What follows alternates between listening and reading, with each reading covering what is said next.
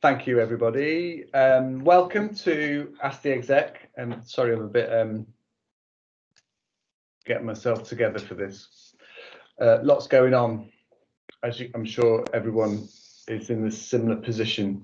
So welcome to the weekly Exec call. Today I've got Maria, who you'll all be familiar with, wonderful Director of Nursing, AHPs and Quality, and Sarah Furley, Director of Partnerships. I'm just checking over all the things that I've got to say and make sure I cover it all. First of all, a sort of summary update of where we are, where we've got to. So a couple of good bits just to recognise. We held our Trust-wide thank you event yesterday afternoon. There was so much to acknowledge and celebrate and recognise right across the organisation, and it's always, I think, quite an important learning point that when you start to collate over a year all the things that we've done ordinarily, let alone within a pandemic, it's been truly remarkable. And it's a great opportunity to spend a couple of hours not thinking too much about COVID and vaccinations and just applaud the tremendous contribution that all our staff right across all the divisions and directorates, clinical, non-clinical services, all the corporate and support enabling service, just absolutely fantastic to see and to hear about. So if you've not had the opportunity to catch up on a bit of that, I'm sure there'll be some links somewhere to be able to see some of it. The second thing to say is just a brief update on the National Staff Survey. I don't know if everybody will be familiar with the final scores on the doors in terms of our response rate. Over 55%, which is over 15% up on 2 years ago. I think this is probably one of the most important pieces of feedback that we get as an organisation, because it's our staff having the opportunity to say what they think and feel about being part of Notts Healthcare. And there's really good evidence to back up that the better your response rate and the better your connectivity and engagement with the organisation. So the first actual results and reports of that will come out in the new year. And I'm feeling optimistic that this will start to take us off the bottom of the table that we've been in recent times, compared both with our peer trusts, so other mental health, learning disability and community trusts, but also with ourselves. We've seen a steady deterioration in a number of key themes. So fingers crossed for that, but to thank everybody that's both responded but also encouraged their teams and their people to get involved in that. So brilliant piece of work. As we approach the holiday period, and this time of year is always busy for all organisations across health and social care. This year is no different. But on top of that, we've got not only the midst of wave 2 and the emergence of a possible third wave or a longer tail of wave 2 than we'd expected. The numbers aren't going down as quickly as we'd like, both nationally and within the region. But also the challenge of getting round both the regular testing of staff. We're doing really well on that in terms of getting the kits out for lateral flow and starting to report results in. And already we've had some positive lateral flow tests in staff that have not had any symptoms, and it's alerted to us to an outbreak in a service that ordinarily we wouldn't have been aware of until much later. So Anne-Maria might want to say a bit more about that, but it's really good evidence that it's a useful adjunct to what we're doing. And then on the COVID vaccinations, you'll have seen national media, the big sort of celebration about that, quite rightly, last week and into this week. It's a great thing. It's effective.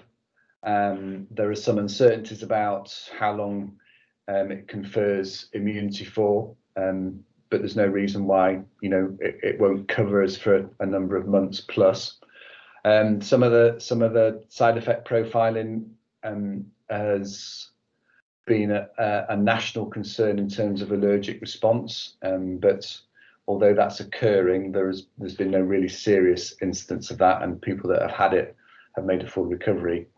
Some of the national issues, though, particularly around this currently the only approved vaccine, has been what's called supply chain. So the ability to coordinate nationally and to target the delivery of the quite fragile vaccine to various sites, and that's running into a few issues. So we might start to see some slowing down of the speedy ratcheting up that was just going to hit over the Christmas and New Year period, which on the one hand is probably okay from a safety and let's stick it in our hospital basis to start with, but on the other hand does slow down the access to this. So I know Sarah's got a bit more emergent detail on that, so I'm going to hand over to Sarah just to sort of update people, and then we'll bring that intro to a close and then we can move on to questions. So Sarah, over to you. Lovely, thanks John. Hi everybody. Just to update, we're currently giving vaccinations from the Sherwood Hospital site and the NUH site. That started last Tuesday, so this is day 8 now that we've been giving vaccines. Nationally, the priorities are for over 80s, care home residents, and then NHS and social care staff. So that's the group, and as of 2 days ago in Nottinghamshire, we've given just over 2,700 vaccines, which is great. Really good. As John said, there's been some issues with the supply chain from the national down to each system. We thought that we would be opening additional centres that were able to give the vaccine next week. That isn't going to happen now next week, and we're working and planning to decide whether we can open some what's called mass vaccination sites the week beginning the 28th of December. That final decision hasn't been made, and it may well be pushed into January. However, right the way through the 2-week festive period, those 2 hospital hubs will continue to give the vaccine. What we're doing today for staff vaccinations is we're working our way through how many slots we've got at those 2 sites. And as a trust, we are prioritising both staff that are currently shielding and staff that have been assessed as high risk as part of the COVID risk assessment tool. And what we will do is we will have slots. It is likely in the first instance to be at Sherwood Forest, but we will have slots for our staff to go in and be vaccinated. Because the 2 sites that were going to go live next week aren't going to go live, it is likely that the 2 hospital hubs will have more vaccines delivered because those 2 sites are going live. So as we go through this festive period, it is likely that we will be able to have more slots available. What we're saying to staff, it's the same message that's going out in the national media, is don't call us, we'll call you, because we are going to contact the shielded staff and the staff at high risk to make sure that they go first for those appointments. So John, I think that's all I'm gonna say, unless there's any questions that come up later. Okay, thanks, Sarah. Yeah, so I'm happy to take any questions, and there are so many uncertainties about this. For example, there's the next vaccine to be approved. We keep hearing whispers that it will be any time soon, and hopefully it will be, but it's all unknown at the moment. So remember that. Don't call us, we'll call you. Look out for it, and we'll continue to attempt to prioritise those staff groups that Sarah's identified. That's it in terms of update intro from me, Alex. Do you want to sort of lead us on with some questions that people have submitted? Yeah, absolutely. We've got some that people have submitted, but anybody on the call, please either put your hand up or put it in the chat if you want to ask any questions, especially linked to anything that Sarah's just said. Thinking, there is one question about vaccinations based on from last week, the conversation and the question from Kumar. Are there any update around vaccinations in Leicestershire or Leicester? No, I think that will probably come under the same sort of general response that Sarah's just given, Alex, and apologies we can't be any more specific. We were hoping that we'd have a number of sites either planning to go live and to expand that, but at the moment that's not going to be the case. So we're at the moment, I think, unless Sarah's about to say something different, I think we're just saying all Notts Healthcare staff at the minute, those priority groups as identified, and we will be in contact once as we hear more. Sarah, I don't know if there's anything more you wanted to say on that. So the only thing to add to that is that if we have people that are detained either under the Mental Health Act or offender health, we're currently negotiating that once we have a vaccine that doesn't have the same logistical transport challenges as this current vaccine, we're working out that we'll have a roving service that will go into areas with detained service users. And when we go into that area, we're going to try and vaccinate everybody in that area, whether it's a member of staff or whether it's a patient or a service user. So that's what we're working on at the moment. But what I'm describing will not be available until the next vaccine is licensed. So, at the earliest, this is probably going to be January, if not later. That's thanks. And just to emphasise that, especially the AstraZeneca stroke Oxford vaccine, as it's referred to, that's with the regulatory agency. If that does, I say if, I think everyone's thinking it's highly likely to be given license approval. The logistics around managing and transporting that vaccine are much easier. So it can be stored in a fridge, it can be transported to different sites, and the allergic profile, if there's such a thing, is less tricky to manage than the current Pfizer one. So getting out and about and the personnel and kits you need in the different sites is less tricky to manage. So that will be a very significant step forward. But as Sarah said, we don't know when that's going to happen at the moment.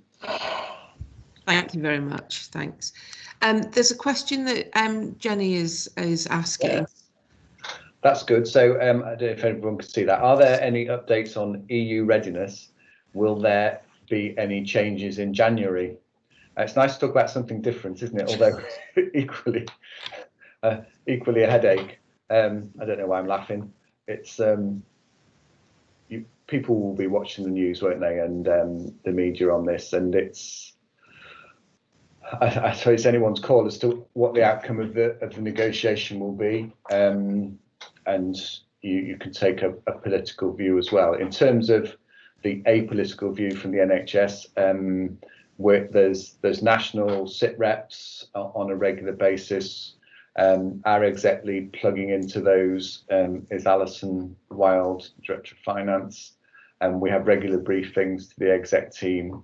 And at the moment, we're keeping a watching brief. There's nothing flagging red in terms of our business continuity. There are a number of unknowns. For the NHS, probably the most oft quoted concern is the potential supply chain issues for certain medications that come in from Europe. Contingencies have been put in place and currently being described as mitigating the potential risks. I suspect that's probably a bit of an underestimate of what possibly could happen. But again, we remain optimistic, solution focused, and we'll keep people updated as to where where the negotiations got to. But I think probably more importantly, what the implications are of whatever's agreed. And if you read into some of the detail, irrespective of deal or no deal, there's going to be some very significant changes, aren't there, anyway? So we'll keep people updated on that. I'm sorry I can't be any more specific on it. Hopefully that covers your point, Jenny. That's great. Thank you, John. We've had a question in from Andy Pete, just thinking about how the pandemic has affected your leadership, and I suppose that's how you're being led by the higher echelons of the NHS, for want of a better term, and then your leadership style as well as a result. Great question, Andy. Thank you. We can all take a turn at this, can't we? So, from my perspective, and I think the exec team as well, we are on the receiving end of level 4 command and control, which can sometimes butt up quite strongly against the principles of leadership and collective responsibility. Sorting things out together, and sometimes that can be a bit frustrating to be on the receiving end of that. But I try and always bear in mind that everybody's got someone on their backs, haven't they? And so some of the behaviours, for example, from the regional team can be a bit difficult to receive, but they've got a bigger cheese on their back saying, banging the table and pointing the finger saying, you've got to sort this out. And again, my colleagues on the call can answer to how it's affected me. I'm always up for feedback, but probably touches on some of the things we talked about the other day in terms of making sure that we're open, we're as visible as can be. The visibility thing has changed, hasn't it? So we all like to get out and about and to speak to the people that are at the coalface, wherever that is in all our services, and do much less of that, to maintain a sense of humour, to look after ourselves, and I think probably more than ever, it's one of the things for me the pandemic has done. It's sort of really emphasised that so many people have got a contribution to make a difference, and that, as you all know, it's not about the traditional hierarchies, and some of the suggestions and work throughs that people and teams have created has been truly remarkable. So that's my take. Anne-Marie, I go to you, and then Sarah in turn. I smile because I have a date with Andy Pete at 4 o'clock every single day, and it's called a COVID outbreak meeting. So I smile because he always sits there and he's really, really upbeat and jovial. So it's actually very nice for people like ourselves who have to chair a lot of meetings on MST. You need to recognise it's not that easy for us, because we're never sure about how we're coming across and whether or not we're hitting it right and we're saying the right things. But I have to say, some of you are brilliant on MST. You give us nods and you smile at us in the right places. John hasn't changed throughout the whole of COVID. He's been my boss for many, many, many years. I've known him for over 5 years now. It's coming up 4, but he hasn't changed, and he's kept his humour. He's still very approachable, really visible to us. He's got the right kind of like integrity about what's needed as a leader. And I think that then helps us as the executives to respond to that, because we respond to how our leaders are. So I think for us, we're very lucky, myself and Sarah are very lucky to have somebody like that who can kind of like all maintain it throughout, no matter what. When the chips are down, he does that. So like I said, it makes my job much easier. And I think as well, it is back to what we talked about last week. We're all fairly resilient people, otherwise he wouldn't have employed us and he wouldn't have taken us on. I know the kind of people he wants. It is that resilience, it's that ability to kind of like flex up, flex down as required. So, and I enjoy being part of that. So I think it is related back to the question before. We're here for the long haul, and we know what we need to do. Sarah, yours? I agree, Anne-Maria, with that. For me, leading, there's two words that I think for me has summarised this year. One is ambiguity and one is adaptability. And we're trying to lead in some really very uncertain times. And we're trying to lead without a rule book. And so we need to be adaptable. There's something for me about going back to our value base, about being able to trust. And when you're trying to lead in a very ambiguous way, in an ambiguous world, and trying to be adaptable, it's trusting that people will make a decision with the information that they've got at that time. And 99.9% of the time, that will be the right decision. And it's being able to trust each other that when we do get it wrong, that's okay because you made the decision with rationale. And I always feel with John's leadership, I feel supported. And I know as execs, we all feel supported that if we get it wrong, John will ask us the difficult questions, but I know that we will be supported. And in my leadership style, I'm trying to reflect that back as well to the teams that I'm working with, that, you know, make a decision, be clear about your rationale. If you get it wrong, do you know what, we'll learn from that and we'll move on. And then the other thing that I would add as well is leadership, just sometimes being able to pause and check in that we're all right. And it's a good thing that we all have good days, we all have not so good days. And if we're having a not so good day, just being kind to each other and accepting that, there are people that feel the same way, or have felt the same way, and people have a genuine desire to look after each other. So for me, it's that. Thank you both. I didn't pay either of them to say that. Just to pick up the Sarah's point about, and I try and mention this on a regular basis, is it's okay to say, I'm not okay.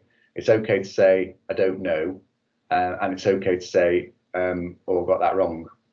There's a whole load of guff written about leadership and strong leadership and all this sort of stuff. And it's quite a common conversation to have with people, whether it's just informally or coaching stuff about, well, I wouldn't want to do that because I wouldn't know what to say when, or I don't know how to do this. And I say, it's fine. It's okay. It doesn't, within reason, it doesn't matter. And the taking the learning out of things, trying again to get things right. And I often quote Edison and his light bulb. It's something like, took him 1,000 goes to get one that worked, didn't it? And James Dyson, when asked about all these cleaners and hoovers and things and what he does all day, and he says fail. And that's what happens in the lab, because it's learning through that failure that gets you to where you need to get to. There you go, Alex. Where have we got to? Thank you.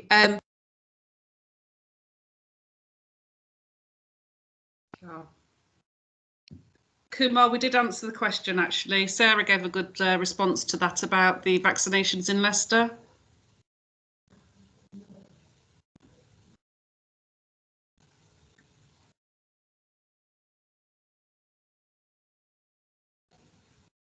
Alex, you've gone. Are you still on? Apologies. Yes. I'm not going to say it because it's a cliche, but yes, I was on mute.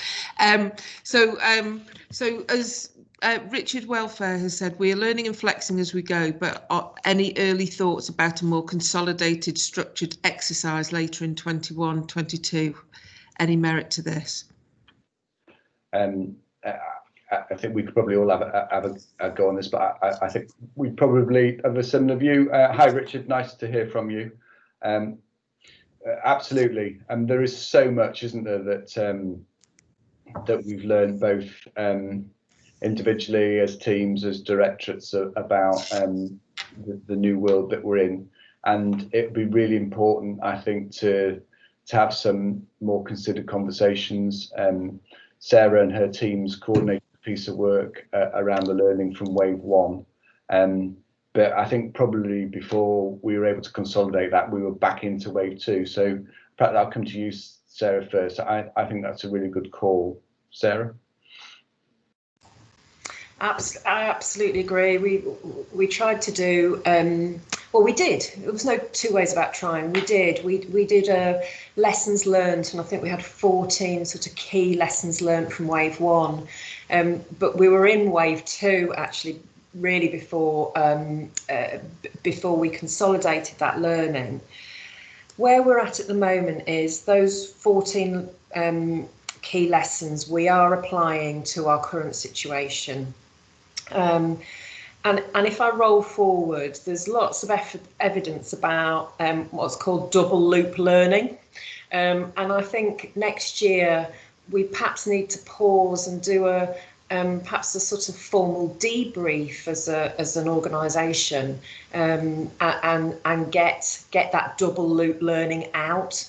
You know, whether we're applying that through leadership or whether we're applying that to our emergency preparedness for future events. Let's hope we never have another pandemic like we've had. But I think that's a really good call, and we perhaps need to think about that through the summer, how we do that, John. Yeah, thanks. Anne-Marie, do you want to say anything on that?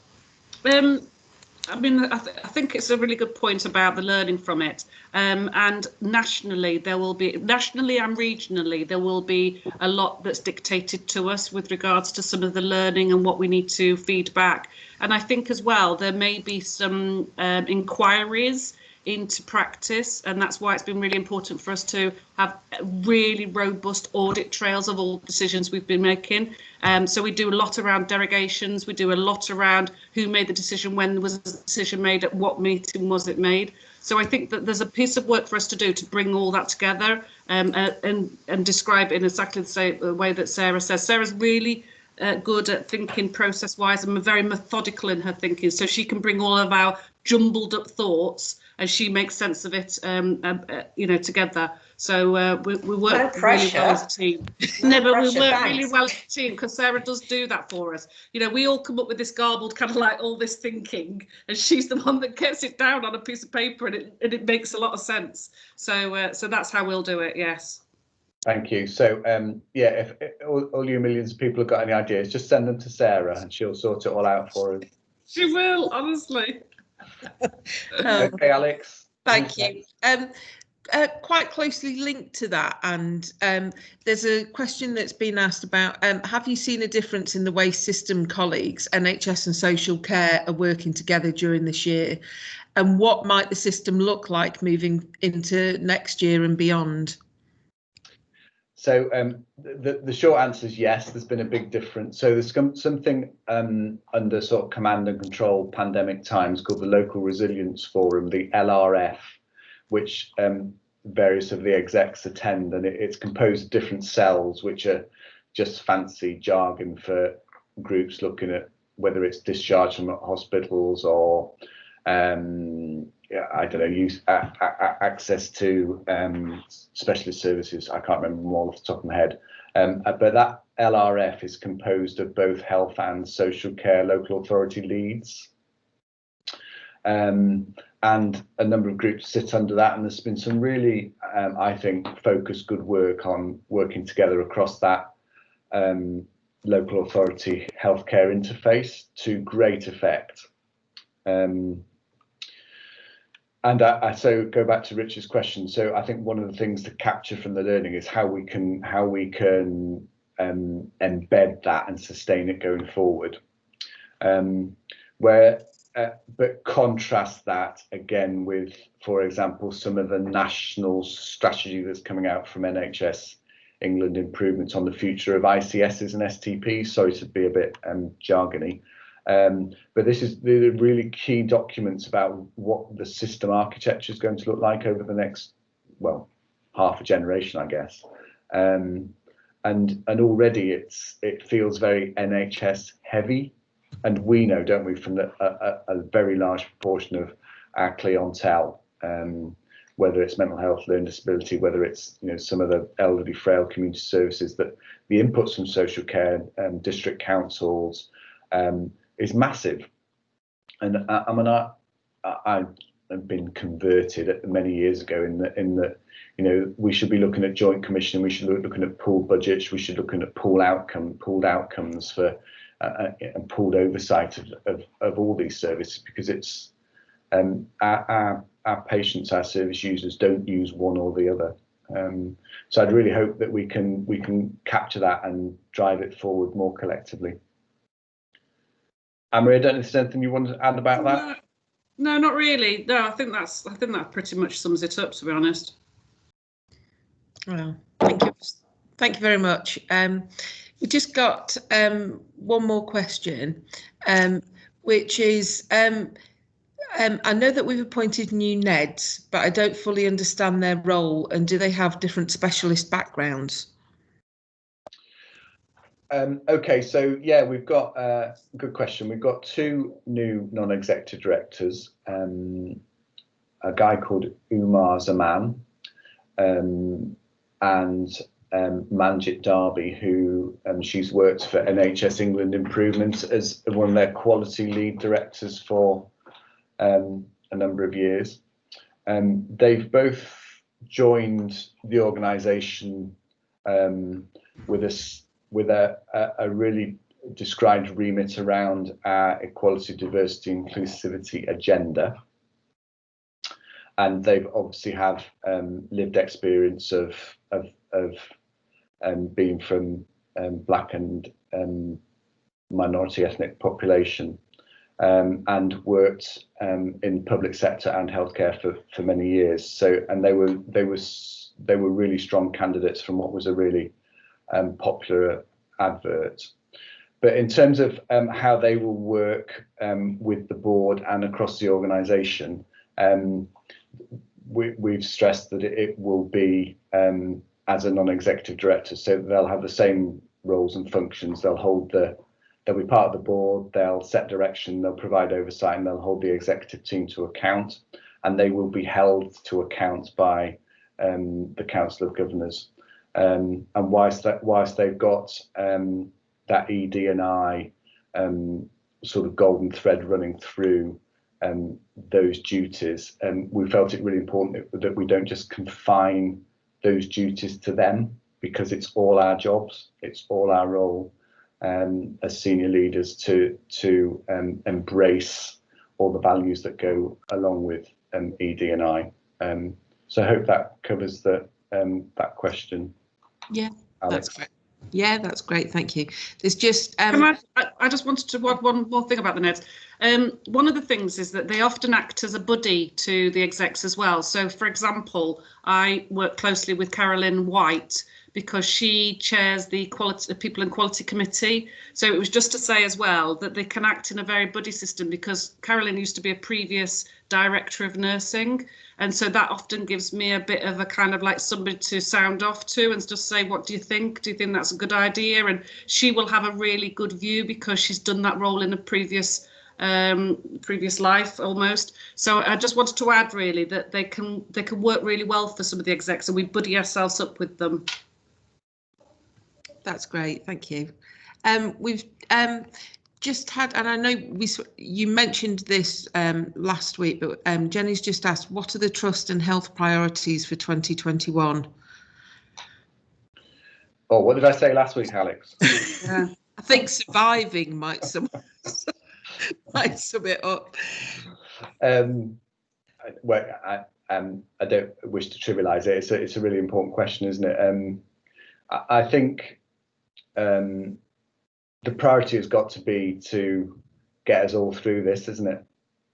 Both as an organisation, for all our staff to be as safe as possible, so that organisationally, we provide what we can to minimise the risks and to keep providing the best services we can in the circumstances for all our patients, service users and carers. And I know that's a real tough ask. It's clear, isn't it, that whether we're in wave 2, 3, 4, that the benefits of the vaccine and the vaccination programmes aren't really going to be felt until well into the spring. And I don't know, crystal ball gazing, that the knock-on effects are going to last well into the summer and probably for a considerable part of the year. So we've got to keep focused on supporting each other, and balance the emergency stroke urgent of what's going on with the pandemic against some of the important things, and we don't lose sight of the important, whether you call it business as usual, other work that needs to continue, because it's really important that we do. And for example, the work we're doing around culture and values and behaviours is a good example of that. I think I said last week that ideally would have liked this to have been a bit further on, but for obvious reasons we've not. But we need to keep ourselves sighted on that, because in the longer term, that foundation will set us on a really strong course, and we're doing it. We just got to keep sighted on some of those things. Anne-Maria? I can't. I don't feel like there's nothing really I can add to that. No. Okay. Thank you. We just had a question from Richard Welfare. I think this will have to be the final question. But COVID and Brexit big and pressing, but climate change arguably bigger and more challenging than both. Thoughts for the next 5 years? John, that's your question. It was specifically John Brewin. She's a big tease, isn't she? Thanks, Richard. Well, as ever, Richard, spot on. Great challenge. I suppose that's a good example of importance, but I suppose in our trust world, not an emergency. I know we talk about climate emergencies, and you're good to call it out. We've got an emergent and growing environmental team that we've had a board development session with a couple of weeks ago to keep us sighted on some of the sort of emergent issues with regard to climate change, and some of the I can't, what's the word I'm trying to think of in terms of the not the bureaucracy, but the legislation and legislative changes and impacts of being a huge organisation with something like the 10th largest estate, for example, of providers in the country, and our use of carbon and electricity and the potential that we could, from an organisation perspective, put back in, whether it's planting trees on the land, whether it's having much better reductions of carbon footprints, etc. So it's a good call. I'm a bit vague about some of the detail, but we certainly haven't lost sight of it. And I think it's something that we can continue to contribute to in terms of our stewardship.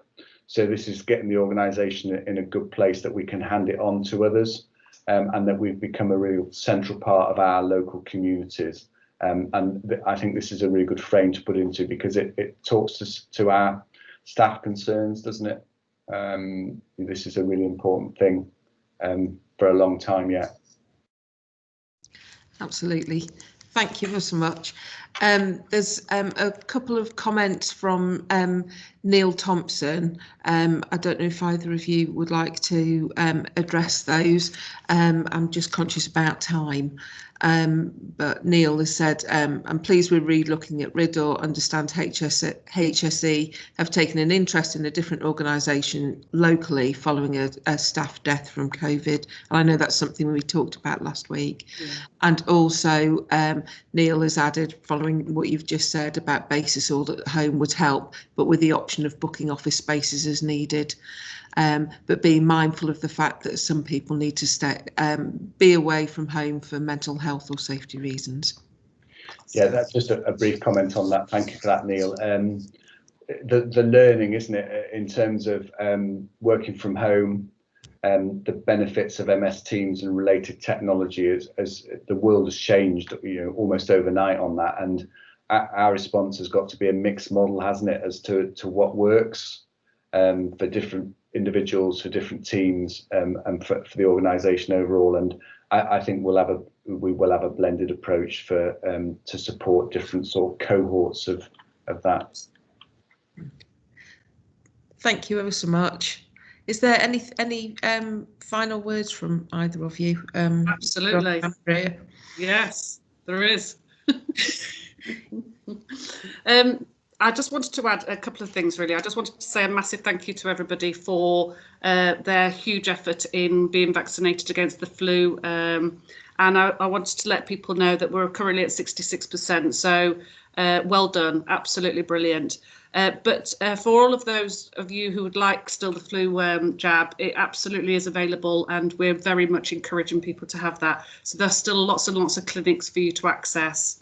With regards to, so we have had quite a few questions around PPE and whether or not you still need to use it if you've had your COVID vaccine, and whether or not still need to use it once we start to move into a new world of post-COVID almost vaccines and things like that. But we're at the moment, PHE, which is Public Health England, are absolutely advising us that we're not to drop anything in respect of carrying on with lateral flow testing and carrying on wearing your PPE. So really, really important pieces of information, those.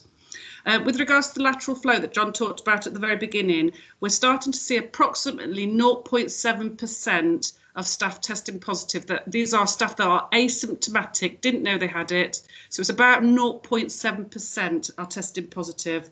And I think as well, we just need to support staff, because I think that's a bit of a shock, really, if you go and have a test and suddenly you're positive. You hadn't expected that. And it's about the support we can put in place for people. And it's not about anything they've done wrong.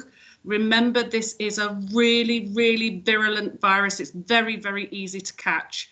You know, in the community, it's really, really rife out there. So it's not anything you've done wrong. Don't worry about that. And what we're finding is that some people are really surprised at this result that they're getting as well.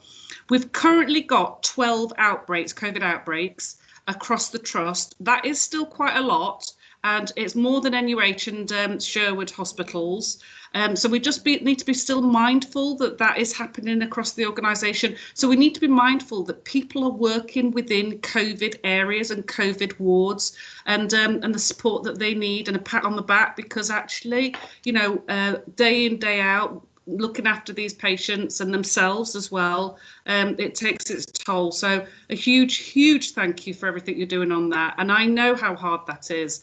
And I just wanted to say, you know, keep up the good work, but look after yourself. Try and have a bit of time off if you can, but also recognising that we've got to keep vigilant against this virus, because it's still very, very much with us. Thank you, John. Thanks, Anne-Maria. Alex, before we finish, when's the next one of these? Have we got one next week, or are we? Yeah, we've got one next week, the 23rd, but not one on the 30th. Okay, excellent. And to reiterate what Anne-Marie has just said, thank you for everything that you're doing. Appreciate it. The challenges. Okay, thank you ever so much. Thanks very much, everybody.